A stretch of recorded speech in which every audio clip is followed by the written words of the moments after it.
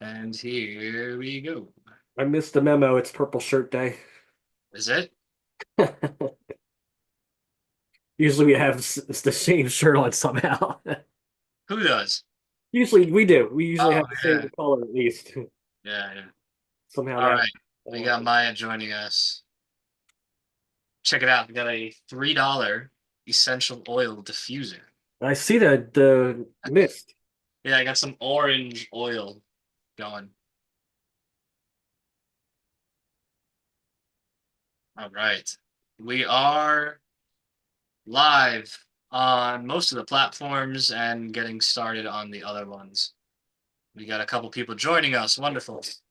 Wonderful. Welcome, Maya. Welcome, Alana. Alana can't hear me yet.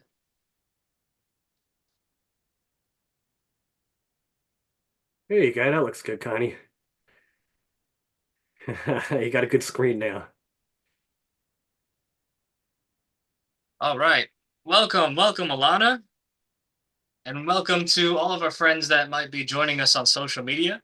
The date is, what is it now? It's August 8th of 2024. And you are listening to the BeatCancer.Org Ask a Holistic Cancer Coach weekly call. We gather here every single Thursday at 7 p.m. Eastern Standard Time. Anyone is welcome to join us, no commitment necessary. And we are here, myself, the CEO of the organization, Carl Wagner, and several of our holistic certified cancer coaches, either in training or currently practicing, are here to have conversation with you guys, answer questions, and figure out how we can point you, anyone listening to the call, to the information and educational resources that can best help you in your health journey. So if you're listening on social media, do feel free to put a comment or question in the chat room of the live stream, and we will be sure to ask the question to our group when we can. If you are here on the Zoom call, do feel free to chime in when there is a lull in conversation, or raise your hand on Zoom if you know how to use that feature, or you can at any point put your question or comment in the chat as well, and we will monitor it and make sure that everyone is having their questions put out there. So I'm going to hand it over to Carl and monitor our live streams for a moment and make sure those are all going well.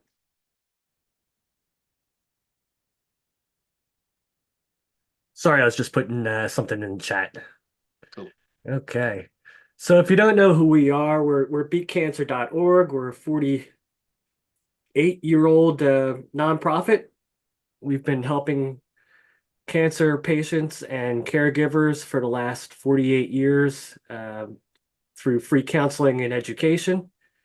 And we have, like Zach was saying, we have a few coaches here and coaches in training, and we're open for your questions. If not, we'll just come up with our own topics. Nothing here is medical advice. Uh, we have to say that, but it's truly not. It's health advice. We believe that your body is the ultimate healer. And what we want to do is help people with cancer put their bodies in the best possible state to be resistant to cancer, or at least not let cancer flourish. And also, too, for recurrence, a lot of people are worried about recurrence after they get released from their cancer physicians and don't know what to do with their lives. And we are a great resource there too to help you get back on the track or get on a track that you've never been on to become more resistant to cancer. We put the power back into people's hands. That's what we want to do. So please ask questions. We can put them in the chat in any of the social medias or on the chat here on Zoom, and we're open for questions.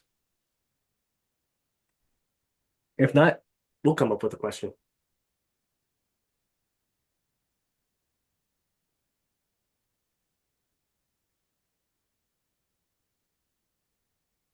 Okay, I'll start. So what I think one of the questions we get the most and is probably the widest known thing to people that have cancer or are looking into this for the first time is the question about sugar and the role that it plays in cancer. But my question is more than just sugar. Um, what kind of things that could you eat in your diet that don't necessarily say sugar explicitly, convert into sugar very easily? Um, and also too, what about sugar alcohols and sugar replacements? Are they any better than sugar? And what should we use as a replacement to sugar? So any of the coaches can go ahead and address that.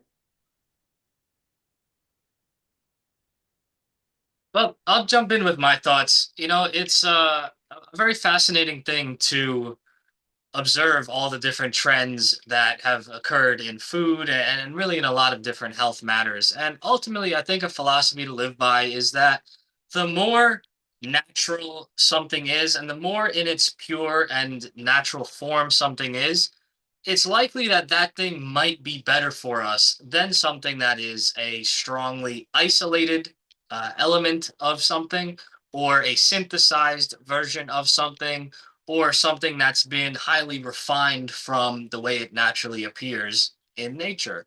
And so my favorite sweeteners are things like maple syrup, because although that might be filtered and processed in that way, it's generally, and I'm talking about pure high fructose corn syrup that gets passed as quote pancake syrup. I also like things like coconut sugar. That's a little more refined, but not so crazy. Date sugar, if you're someone that doesn't mind the nice, rich, minerally flavor. That's a very unrefined sugar because it's essentially just dried and crushed up dates, which are a fruit, of course. Um, but it's also important to understand that all things come at a cost. All things have pros and cons to them. And if a food isn't inherently something that's very sweet, and we try to add sweeteners to it, that's a very delicious pro, but it can come with the cost of not being so good for our health. So even with natural sugars like the one I mentioned, or the ones I mentioned, it is important to understand the importance of moderation and understand that they can kind of quickly become built up in our body and not so fantastic either. So that's my thoughts on sugar. And I like sweets.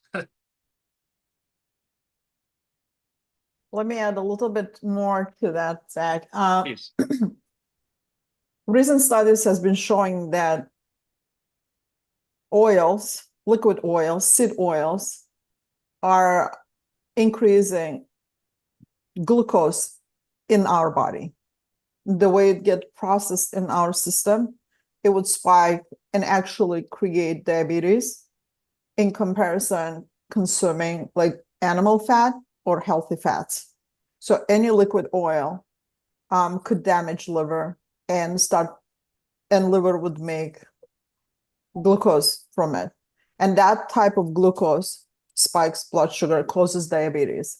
So this is another way of looking at glucose, at sugar, because when it comes to cancer, we all know that sugar feeds cancer cells, and less sugar our body produces, our body makes, is and less we introduce to our system is the best way of starving cancer. Well, not only glucose, there's other things, but glucose is one of the main sources of fuel to cancer. So paying attention what you do, not just cutting down on the carbohydrates and just keep consuming other junk food, thinking there's a lot of things going on with a ketogenic diet. People are jumping in on using different things, consuming, stating that it's a high fat, low carb diet, but that high fat comes from different sources of fat. I know people, they just grab cream cheese and just eat the cream cheese, considering that it's a keto and it's high fat. But when you look at the cream cheese, some of them do contain some cottonseed oil or soybean oil or any other oils. So it's very important to pay attention to all the ingredients before consuming or putting in your mouth, the best way is just use healthy fats, animal fats, or coconut oil. The only downside of a coconut oil in comparison to healthy fats, it does not contain vitamins like A, D, all fat soluble vitamins like A, D, E, and K2. So those are vitamins are not in any plant oils, but the animal oils, they do contain them, animal fat. So being mindful what you eat, not consuming any carbohydrate, like Zach said, any carbohydrate could create sugar in our system. And another most important part is stress. Stress would spike blood glucose levels. Being stressed, corticosteroids released in the adrenal glands.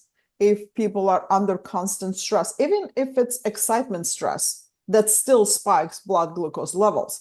Some research had shown, like when people play games, in the moment when they play games, right after game, their blood sugar spikes by 50, 60 points because of that excitement going through. So every step, and when people are fighting cancer, particularly people who are terminal and they are fighting cancer, everything needs to be paid attention to, because our liver could make glucose from stress too.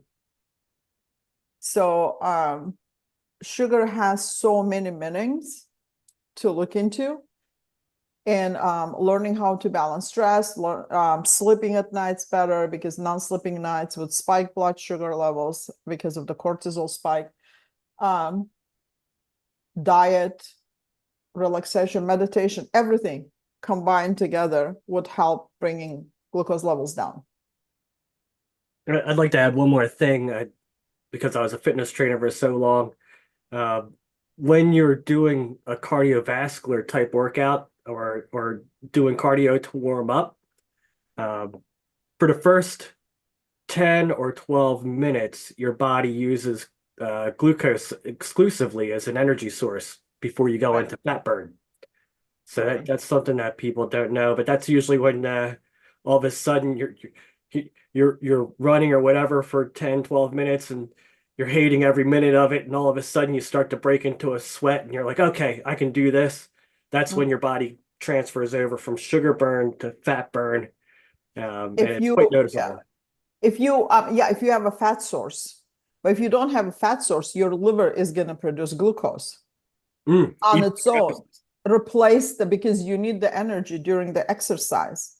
And if you don't have enough fat, stored fat, your body is going to switch to lactic acid, production of lactic acid, and to make glucose to keep up with your exercise levels. So, and then after you stop exercise, it's going to eliminate rest of the lactic acid, so it won't stay in your body. So it's very interesting process. That process called actually glucogenesis. And so a lot of people, they do very aggressive workout sometimes without realizing that could damage them, particularly for the females, that could interfere with the hormones and damage females. So knowing the level of exercise is also another important part. Right. And a lot of it has to do with your heart rate too. Yes. When you go above a certain heart rate, you're in anaerobic exercise as opposed to aerobic exercise. Right. Okay, we do have a question, but I want to circle back to this sugar thing because I wanted to talk about lycopene or ask about it. But the question is coming from Alana. She's asking, are biopsies necessary for all types of cancer? My aunt has a lesion on her liver, and the next advice to do is a biopsy. That's what she's being told. Well, for the doctors, is that okay if I answer unless someone else would like to answer? For the doctors, excuse me, for them to know what kind of cancer or what it is, or it's just a part of the step in the protocol to go with a biopsy and state that this type of cancer you have. If there's a lesion on the liver, biopsies studies shown that biopsies do spread cancer and cause faster metastasis to other organs. So I don't know if that is a reoccurrence of the cancer or if your aunt has a cancer before. One of my clients decided to wait a couple of months and just go on a diet and change the diet. And then when he went back to have a CAT scan, there wasn't any lesions on the liver. So just knowing what to do. It's such a individual choice for everyone. Some people, most people go for biopsy out of fear. This is one of the things that people are afraid. Whether people go for biopsy or not to go for biopsy, the thing is like the process of the treatment is going to be the same. When it comes to holistic approach is going to be the same, cleaning up the body, resetting the metabolism, and starting everything from the fresh. In the field, in the medical system, it's going to be, if there's a cancer, then it's going to be, okay, we're going to start chemo, we're going to do this and that. If there's no cancer, they would say, okay, we're going to keep an eye on it. That's it. That's basically how it's going to be. So it's all very individual based on a person. Some people stressed out a lot not having a biopsy. In that case, maybe it's better to do a biopsy for keep their mind kind of in the stage of not getting so stressed. Some people are stressed from having a biopsy they don't want to have because they're afraid of spreading. So that's another part. Like, people are stressed. Is it really like what's the stress levels? What do you want to do? What exactly approach people want to take? So I think educating yourself more on that part and learning, that would be the best way. That's what I would say.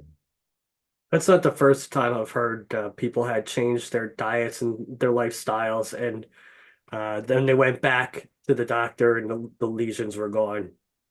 Yeah, I have a client. He did that. It was in 2 months. It was gone. But in his case, he has a pancreatic cancer, and they saw a lesion and they said biopsy, but he didn't want to do any biopsy because he knows it's going to spread. He didn't go. But the repeat CAT scan did not show any sign of tumor. So any lesion. So can I say something? I was just listening to you, and I feel like when people are diagnosed with cancer, like you were saying, that the fear, and they're so stressed out, and I believe that they make decisions way too fast. yeah, Because and you can understand. I have a lady right now that she just got diagnosed, and she's like, I'm going to get there, and I'm having them remove this, and I'm doing this, and I'm doing that, without stopping and thinking, wait, get a second and third opinion, make the decision of if you should do biopsy. And of course, I think you were talking about when you have a biopsy, some of those procedures, when that cancer hits the air, spreads. So you want to be very careful, and you might want to just take the time out to really think, although I understand it's very, very scary. mhm, Just horribly scary that, yeah, and also that stress brings your immune system down. right, So it's great to have an advocate or someone that can help you get through that and right, calm yourself down and think it through methodically, really think it through, the right thing to do. right, I think it's so important. And there's so many things you can do with diet. And I mean, I've heard a lot of people that just waited. And like you said, they go back and, oh, you don't have cancer. What happened? right, So yeah, don't make decisions so quickly, but it's scary. yeah. And I think we were discussing last week, I don't know who said it, but what is it? 1 in 3 to 4 people now have cancer. Yeah, It's unbelievable. And mhm, a lot of it could be prevented. I really absolutely believe that. yeah. we should not forget that whatever system they're offering to our patients are not, the death rates still increasing in cancer. Cancer rates are still increasing. So obviously what they're offering is not working out anymore. Why people are keep dying from cancer. If the way the Western medicine works, pushing the treatments, chemo and everything, biopsies, if that would work, why we still, like, why so many people keep dying from cancer? That's one of the, questions I always ask myself. Carl just shared information on Switzerland banning mammogram because of the pressure on the breast. It spreads more cancer. Mammogram accuracy is like between 25 to 30% only. They misdiagnose about almost 700,000 people, females. 700,000 females, mammogram has misdiagnosed them. People who did not have cancer, they stated they have cancer. So it's so disturbing. And what to do, Alana asking, what would you advise her to do at this stage? I would say, like, at this stage, to find someone who is going to work with her, to change her diet, to look at her life differently, like clean up her everything around her, basically to do a detox and repeat a CAT scan again and see if that lesion is going to be still persisting or not. That would be like my recommendation. But again, Yeah, and I think it's important for most people to know that the cancers yeah, take a long time to grow to the point where it's even right, detectable, even by yeah, the sensitive equipment. So it was a long time in the process, most likely, unless it's a super aggressive form of cancer, which they will probably already know. Uh, right. so you do have that time to make lifestyle changes or get second opinions. Yeah, and nausea could be from many different things, not particular from liver. Like like looking at her digestive system, the way her digestive system works, since she has a nausea, paying attention to the food she eats, paying attention what causes nausea in her after what kind of food, like when she consumed, and trying to eliminate those things that causes nausea, and see, basically paying attention, recording everything step by step, what causes, what brings the nausea in after what, and then trying to eliminate the thing that her body probably not agreeing with, and then repeating a CT or CAT scan, because they also not 100% accurate, and it depends on a radiologist the way they read them. So just repeating in a couple of months and just making sure if it's there or not.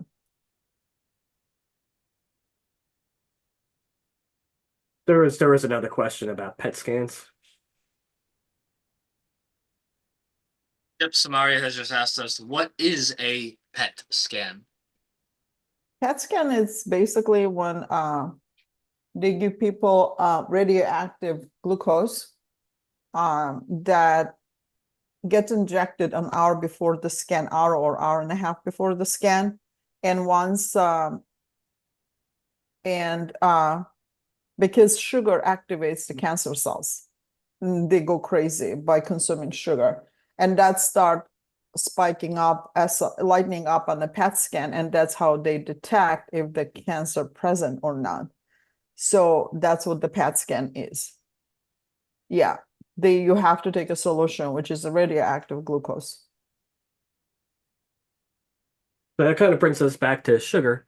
Um, I watched a TED Talk by, I forget his name, Dr. Lee, maybe is his last name. Mhm. And he was talking about lycopene. And lycopene is, I'm not sure if that's the medical type of lycopene. They have something like that they're using for to kind of restrict sugar uptake from cancer cells. But he was talking in particular about tomatoes and the fact that tomatoes have natural lycopene and it works just as good Yeah. with no side effects.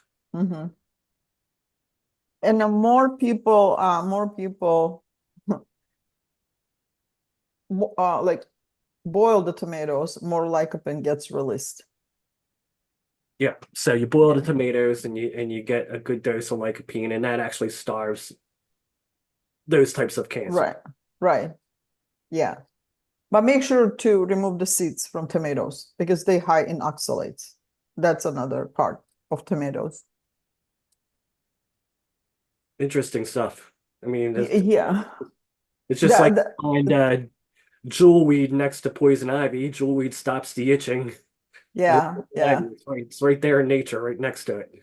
Right. So the skin of tomatoes and the seeds of tomato contains high oxalates, not only oxalate, but the other compounds that kind of toxic to our system. But having those removed and a boiling tomatoes, tomato paste is something that high in lycopenes. Do you Nice. We think? got a question. Okay, good. We had a question over on Instagram. I said, "What's anyone's thoughts on kratom?" Okay. I know a little bit about kratoms. There are different form of kratoms, but it depends what for. They needed that. I don't even know what that is. What is that? It's a plant. It's a It, it's plant. it's a plant. A quick Google search. I know it's like known to be therapeutic, but there's some controversy, just like there is on a lot of different therapeutic medicinal plants. I think you either smoke it or you can make different things with it, kind of like with cannabis. Yeah, Uh, similar to cannabis. Right. yeah, Yeah. Yeah. But they have a different levels too, similar like to cannabis. They can be like hallucinative and some people use it for pain, but some kratoms do affect liver. People have to be very cautious with kratom. yeah, it's known to both have stimulant effects or Stimulant effect. sedative effects. Yes, they But do. yeah, it's a very censored plant in the United States at least, or the information about it is very censored, Mhm. which tells Yeah. you a lot right there, and perhaps it's worth Yeah. looking into. Yeah.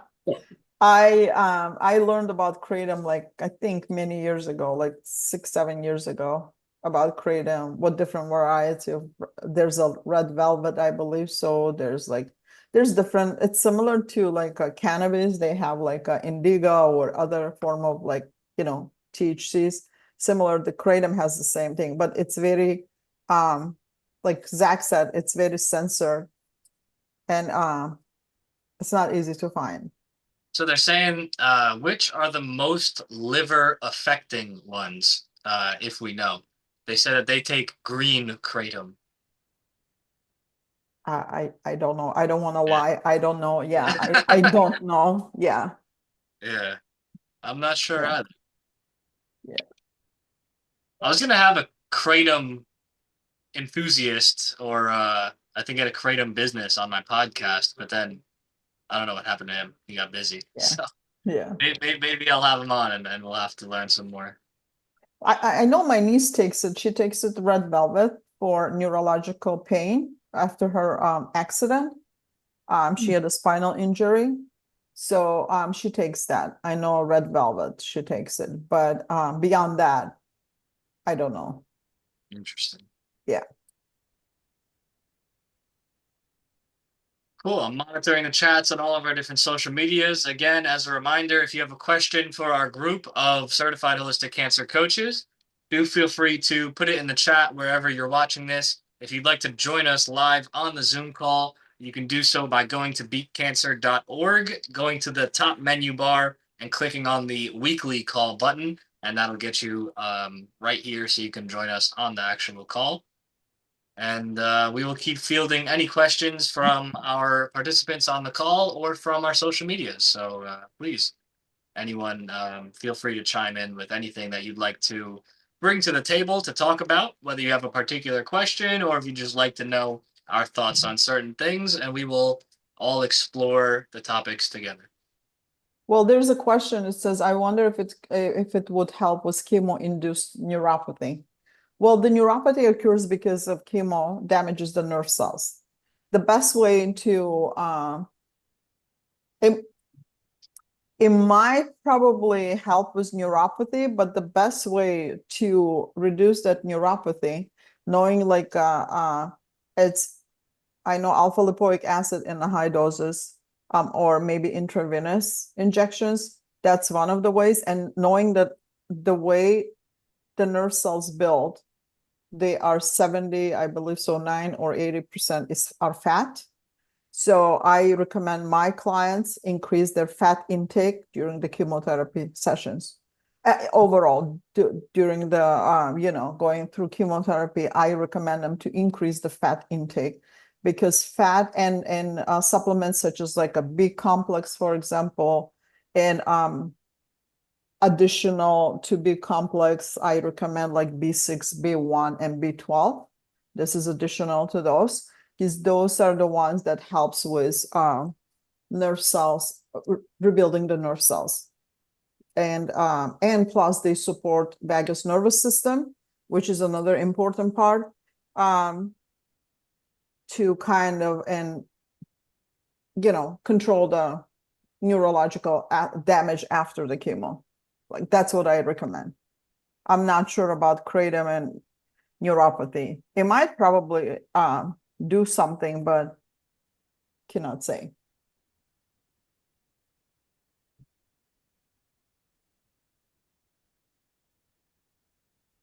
Yeah, back to the topic of mammograms. I'm trying to find the interview that we did, or I imported from another coach. It might be Dr. Christine Horner. Yeah, I think that's who it was. And she was saying that, like you were saying, there's 600,000 women that were misdiagnosed. And I don't know if is that a year? But she was saying some number like that women who actually went through surgeries that were unnecessary. Right. Surgeries and the chemotherapies on the top of it. Yeah. They went through when they were healthy completely and there weren't any cancer in the system. But I'm not sure if that was only in Switzerland or it was like overall. So Yeah, I'll have to check out that interview again. We have it right on our YouTube channel. Good. Yeah. Dr. Christine Horner. Okay.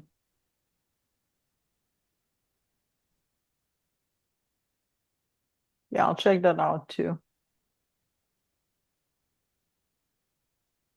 Ultrasound is the best way to check nowadays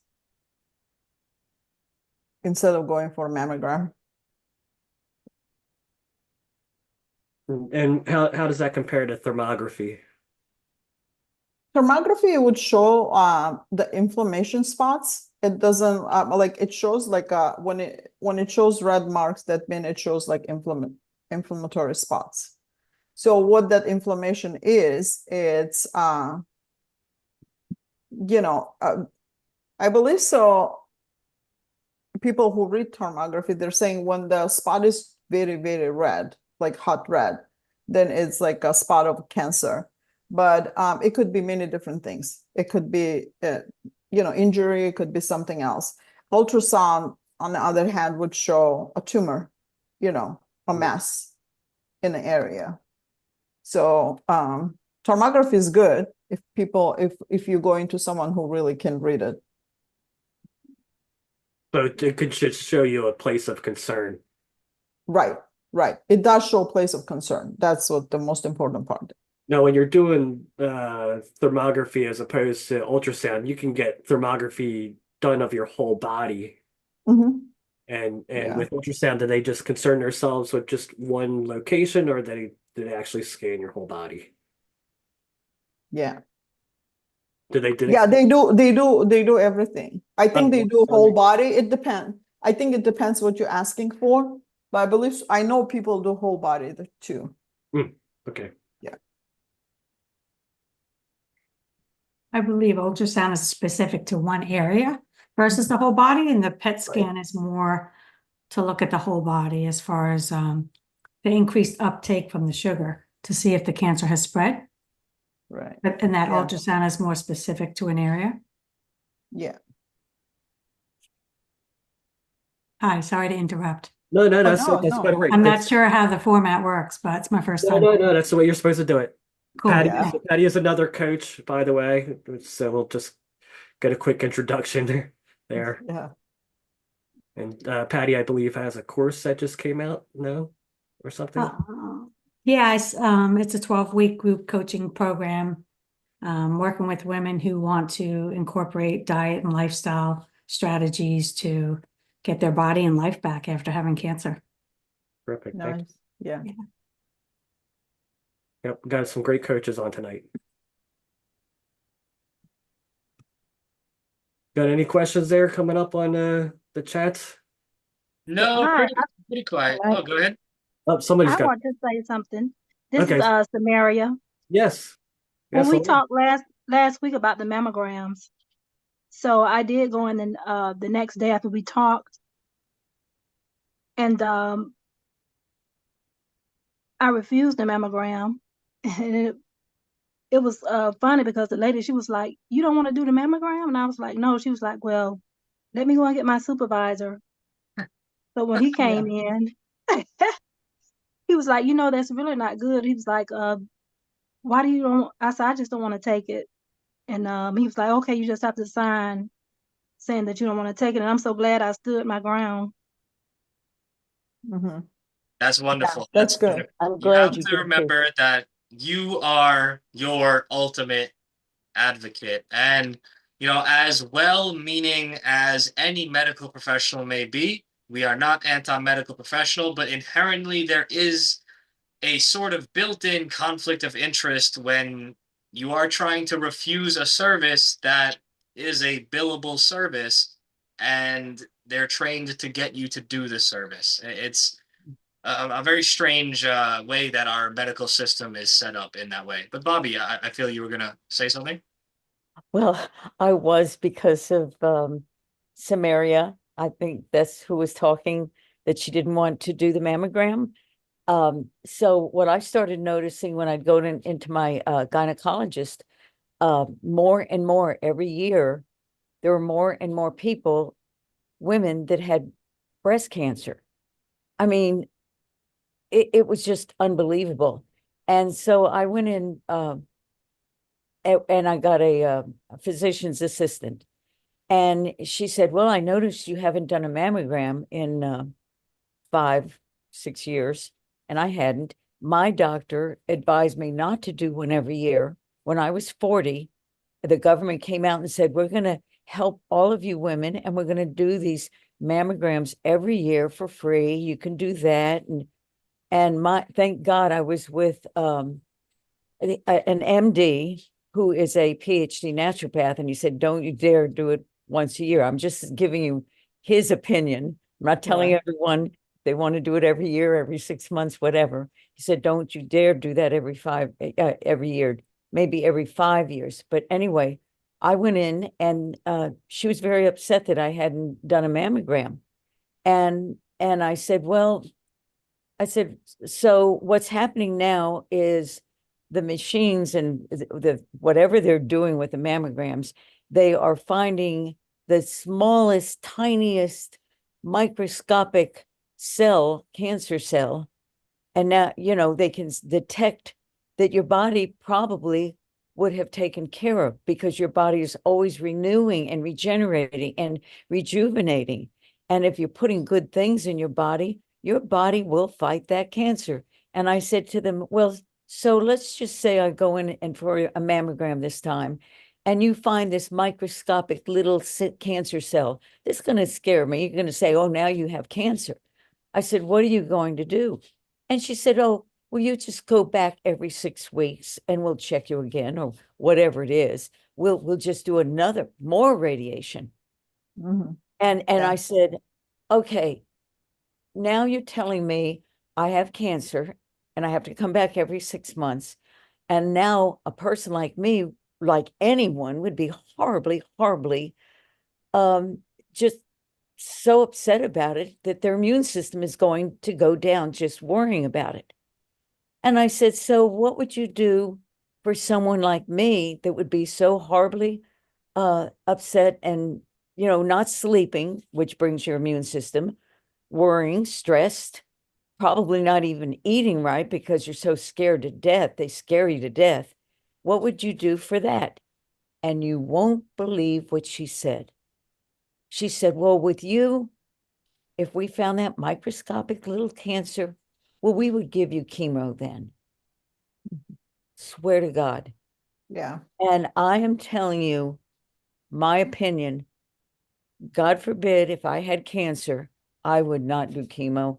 It's just and I know it can help, but I mean, think about this, an antibiotic. When you do an antibiotic, it messes up your gut biome for a year to 2 years before you get your stomach back. Yeah. If I did chemo, I can't even imagine what that would do. And again, this lady that I just talked to, she's going right away to get her chemo pills. And I just feel like there's a lot of maintenance in not just cancer, but every disease. They just maintain it I mean, we're taught with Beat Cancer, cancer prevention. Cancer prevention is where it's at.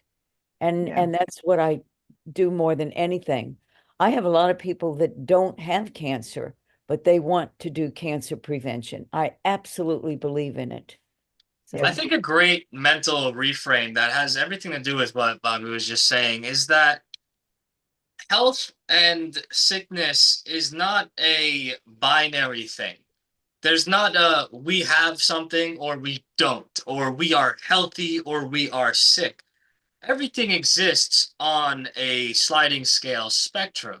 And one of our other certified cancer coaches, Becca Copeland, on a podcast episode I did with her, said a wonderful quote that I really like to share with people. She said that we all have cancer every day. Every single one of us on the call, everyone we know. And that might sound scary at first and sound like a bad thing. But it's actually a very fascinating thing because what she means is that we all have some cells in us that are sick, that aren't well, that might be, not healthy and might be, if they continue to build up like that, grow into what we call cancer. But it's a natural part of the human body and an animal body to have some cells in us that aren't quite healthy, and then those cells get purged and they get repaired, they get replaced with healthier cells. And it's only when those build up so much that we can't deal with them anymore, our systems of detoxifying and revitalizing our cells aren't healthy, that it builds up in a way that we call them cancer. And so in the example that Bobby said, of if we find through some sort of testing a microscopic instance of what we recognize as cancer, well, we should still be doing what we're doing every day anyway, in just making decisions that will bring us towards the healthy side of the scale instead of slipping further into the sickness side of scale.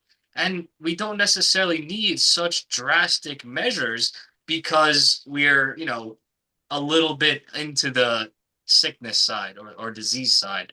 We can just bring ourselves towards health with our everyday actions. Yeah. Actually, our body makes cancer cells every day, like Zach said.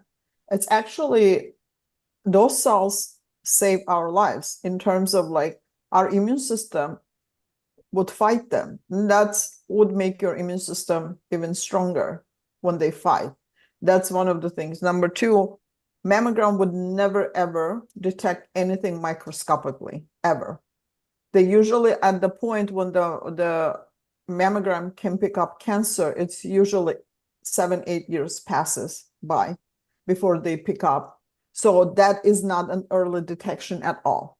On the top of it is every exposure to mammogram is 2% increase of, getting risk of cancer.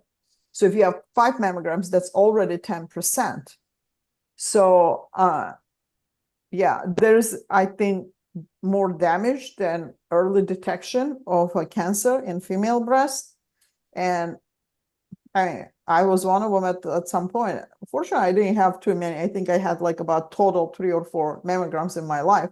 So, but the people go every year. Once they turn 40, every year, and every year they increase because they think this is the right way of doing that. The saddest part is people think they want to be healthy. They want to be on the top to keep themselves healthy. And they trust, they follow every step without realizing that they're doing a damage to themselves by wanting to be healthy without knowing, without having information, without being educated. So, Right. And then, like you said, when you said it's 2% plus 2% plus 2%, that's actually true. It's not like 2% that year because radiation is cumulative, doesn't go away. So with every radioactive exposure you have, whether it's getting your teeth X-ray, going through the airport scanner, or mammograms, it accumulates over the course of years.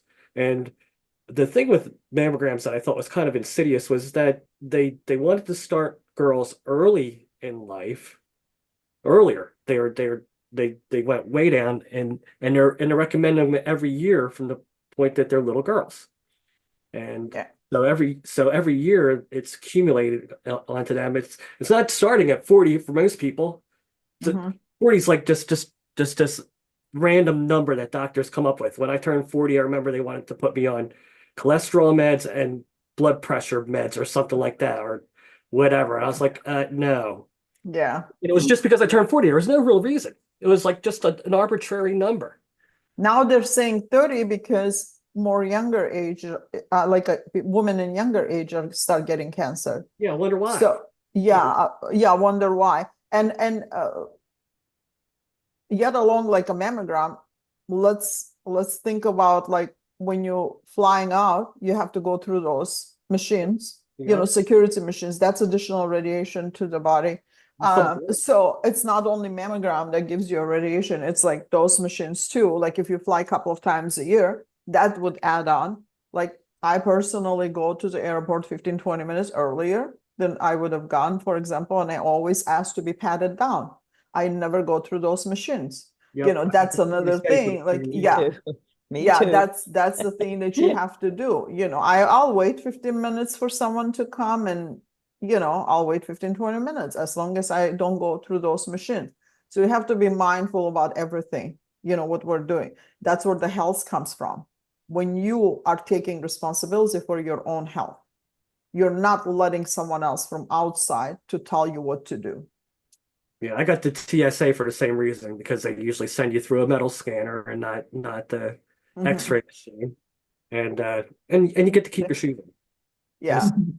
But TSA PreCheck is awesome for that. Yeah, I don't know how they are. I imagine they might be better in Texas, but you try to do that in New Jersey, say like you opt out of the radiation and ask to get pat down, they treat you like a criminal. Oh, absolutely. They genuinely act like you're a criminal trying to do bad things. I don't really care what they think about me. They can think about me for 5 minutes that I'm a criminal, as long as I get what I need to get. Do you know what I'm saying? So it's like I would say I would like to be patted down. That's it. And they would look at me, oh yeah, because it's an extra thing for them to go touch my body or something, and that's it. That's what I do. And I don't let anyone, my daughter, I don't let her go through those machines. My kids, we all go through patted down. Sometimes my kids will say, Mom, you're with your like a little things here and there, like you're keeping us. It's so embarrassing. I'm like, why would you care? Why would you care? It's so embarrassing. I'm not embarrassed. And now they have a new thing that you have to take a picture now, look it into the camera. Last time when I was there, I just came from Colorado. They go, look it into the camera. I said, no, thank you. I just stepped aside. And they would say, you don't want? I said, no, that's it. They won't say anything because they know people who say no, thank you. They know their rights. constitutional rights. Yes. And Yeah, I there's a lot that goes on in the airline industry that is very much Mhm. deviant. So I wanted to quickly address uh, two of the things that Bobby was talking about when she was talking about coming up appointments coming up. Like she was saying that if they found something, it would be every 6 months. Well, one of our coaches, Catherine Wright or White, Catherine White out of Canada, she just wrote a book. I just got the honor to do the forward for that book, and it's going to the publishers on the 16th of this month, so it'll be available sometime soon, hopefully. Um, but one of the things she was talking about in there was when she'd have upcoming appointments, how the dynamics of the whole family would change, how she would change, how her husband would change, how the kids would change. So it these appointments don't only stress out the person, it stresses out the whole family, Mhm. and Yeah. everybody reacts in their own ways. And so it's more damaging to the psyche than people think. Well, I'd say they just don't think about it until it happens to them, really. Right. You Yeah. know. And then the other thing is about drugs. And I don't know if it was Zach or Bobby that said something, but there isn't a drug yet on the market that cures anything. Mm-mm. no, No, Not a single one. just maintaining. They love maintaining. Oh yeah, well that's a good that's customer. what they But, call. yeah, so everybody says the cure for cancer. Well, it doesn't. There's nothing that cures cancer in the medical world. No. The best it can do is kill the cancer cells, but it kills everything else at the same time.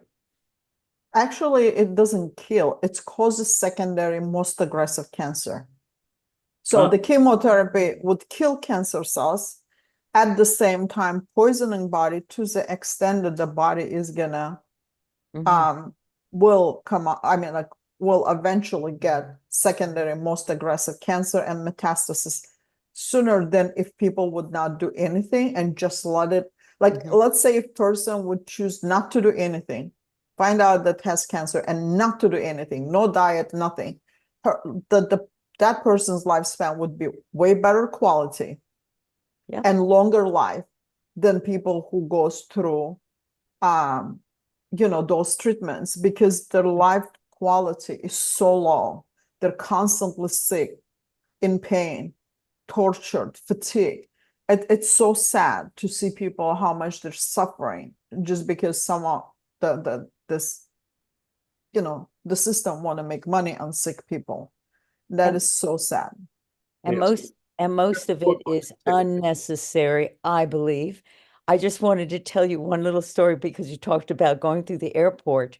I never go through those scanners.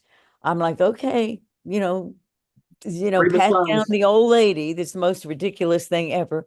But twice I have said to the security lady patting me down, I said, I don't think the public knows how bad those machines are. I know for a fact that anyone over 60, I don't think anyone should go through them. No one should No. go through them, But they can't particularly do kids. that. They can't do Yeah. that with what's going on in the United States. I mean, they've got to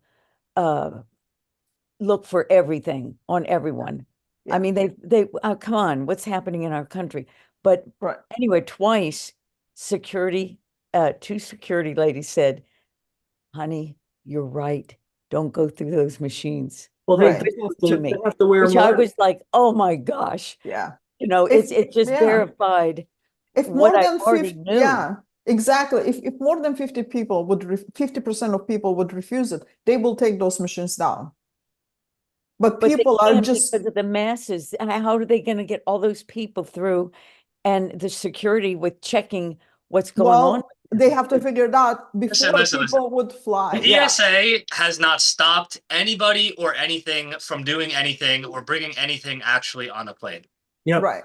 It is security theater, it is illusion, and it's training people to Exactly. be Exactly. complicit to giving in to demands and restricting their travel. They Good. have not actually stopped any threat ever.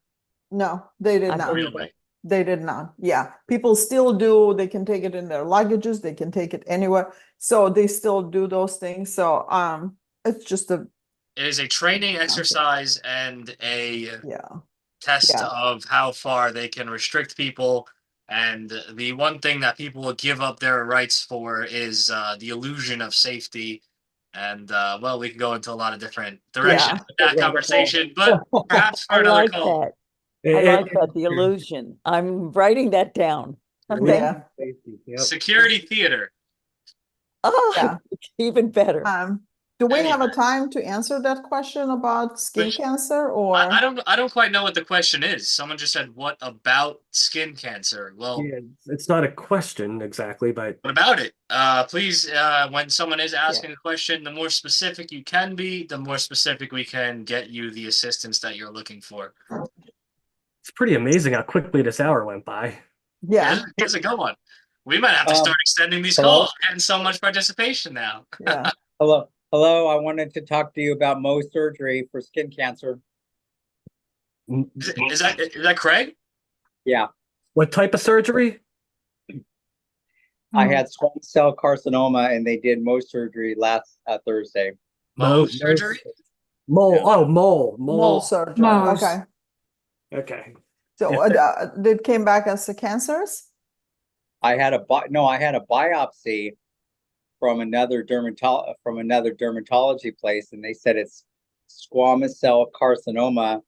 Okay. And so I went to another dermatologist, and they thought by the biopsy they would be able to scrape it down. But when I went in there and they looked at it, they thought it was a little deeper. So they did the Mohs surgery, but they got it all out pretty quick in 1 hour. And I have a stitches, which is about 2 inches long. Okay. Yeah. What would you like to know about it? I guess just I'm taking Fucoidan, resveratrol, just taking a lot of things, and hopefully it'll heal up. But they said it's something we do every day. Yeah, unfortunately, yeah. I mean, we can talk more about it when maybe next week if you would like to join, because there's a Okay, lot sure. to talk about it. There's a lot to Yeah. talk about skin cancer. If you would like to come back and we can talk about it next week. Okay, sure. Yeah, unfortunately, we're kind of out of time. That out. The call's been going quick these weeks. We're getting a Yeah, lot of space, a lot of great conversation. Yeah. But I am the bearer of bad news every week. It is time for us to go. right. And we'll answer that question too next week. Alana asked how to get rid of radiation exposure. There's stuff you can do, but again, we can talk next week. Awesome. The quick answer might be iodine. Yes, iodine in hydration with electrolytes. Yep. Love it. Yeah. Super. So we'll be back here same time next week. Get on early so we can get started right away. Right. And we'll see you all here next week. Thank you so much for joining. Have Bye, a good week, everyone. everybody. Bye. Bye.